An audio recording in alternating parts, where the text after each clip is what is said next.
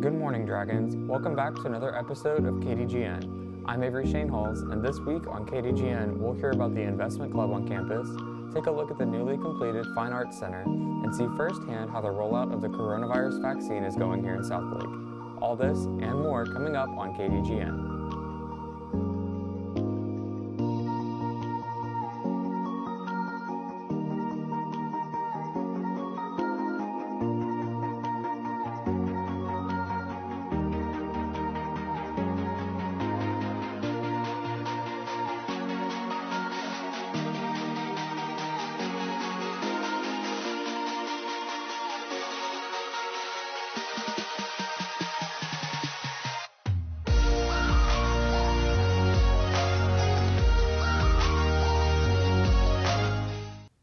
Today is Friday, January 15th. This past weekend, the Carroll Dragons went head-to-head against the Duncanville Panthers and won the state semifinal game for the first time in 10 years. Congratulations, Dragons! The Dragons are now preparing to take on Austin Westlake, coached by Todd Dodge, father of our own head coach, Riley Dodge, and what's been dubbed the Dodge Bowl by fans this coming Saturday for the UIL 6A state title at AT&T Stadium. Tickets are sold out for Saturday's game, but are still available through third-party sites such as StubHub. If you can't purchase tickets, you can still catch the game on the CW network at home. In other news, the recently founded Carroll Investment Club is gaining traction among students on campus. Here's Alex Best with the story. Here at Carroll, there are several clubs, many of which are dedicated to developing skills that will help later in life. One of these clubs is the Carroll Investment Club.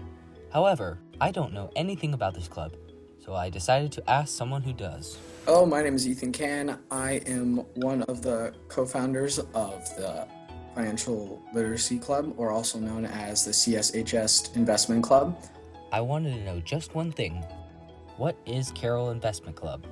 Carroll Investment Club is a economically based club that helps people learn financial literacy in a plethora of ways. One of the main things that we do is help teach financial literacy to low-income areas, low-income populations, to help them learn, to help them benefit through a variety of things, such as inviting people from the Chamber of Commerce, CEOs of banking firms to come and talk with them, teach them about stocks, the market, and help them really understand and learn and get new perspectives on the subject matter that they usually would not beforehand.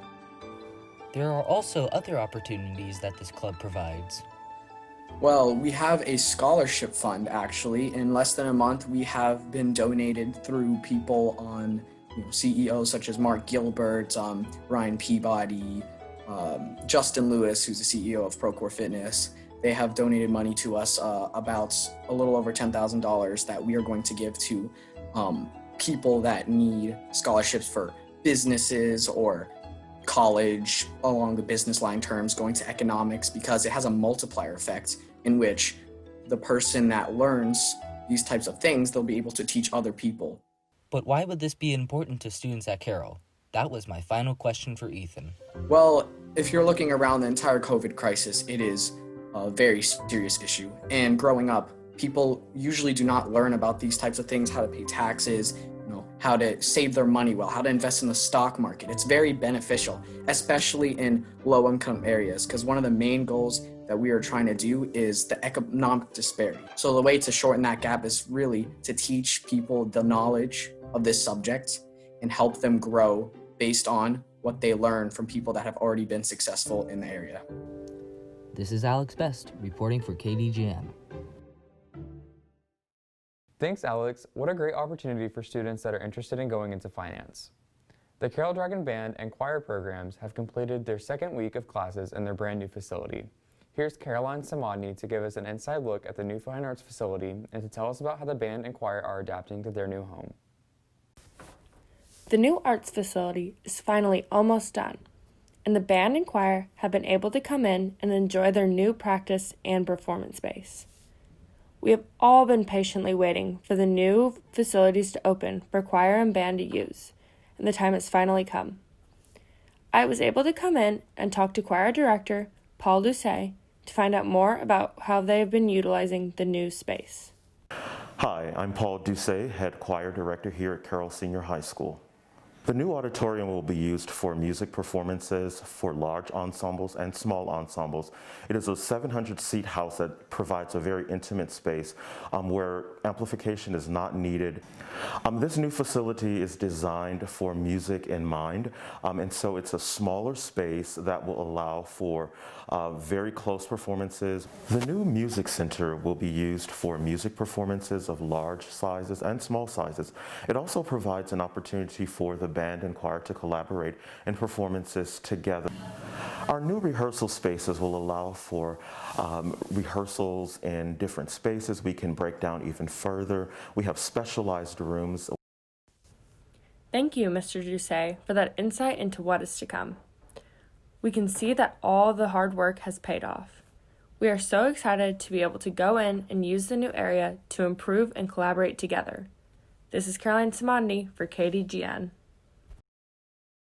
Thanks, Caroline. The rest of the facility is slated to be completed by the end of 2021 and will eventually connect the band, choir, and theater departments together through a grand lobby area and a newly renovated auditorium.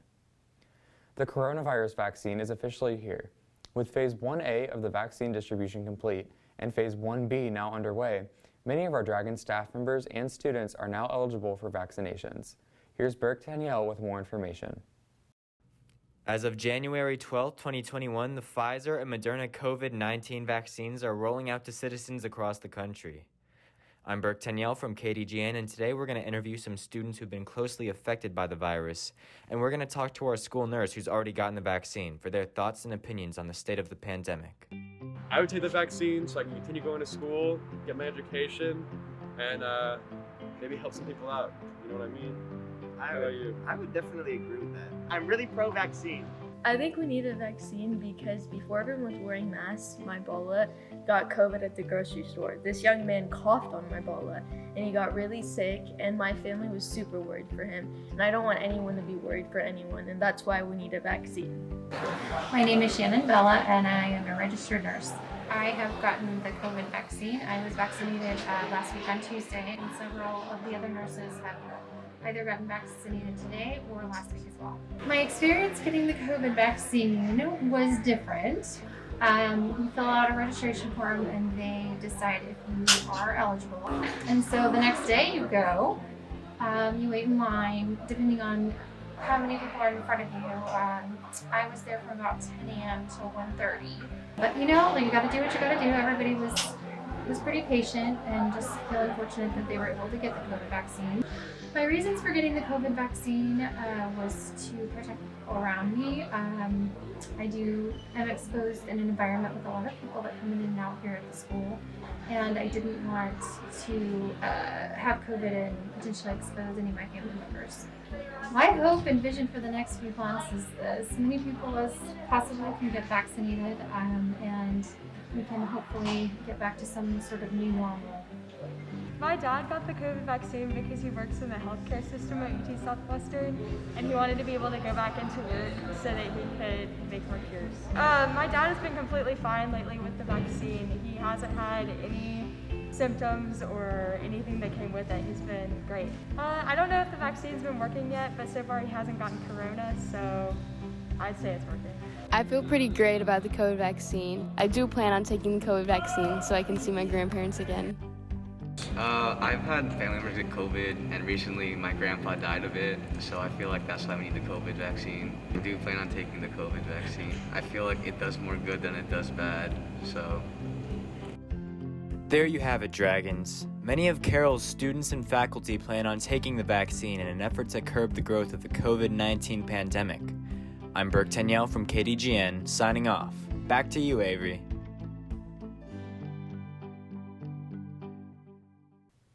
And now for your daily announcements. The National Technical Honor Society application period is now open to students 9 through 12 that meet the criteria listed in this announcement. See your CTE teacher for more information and the application link.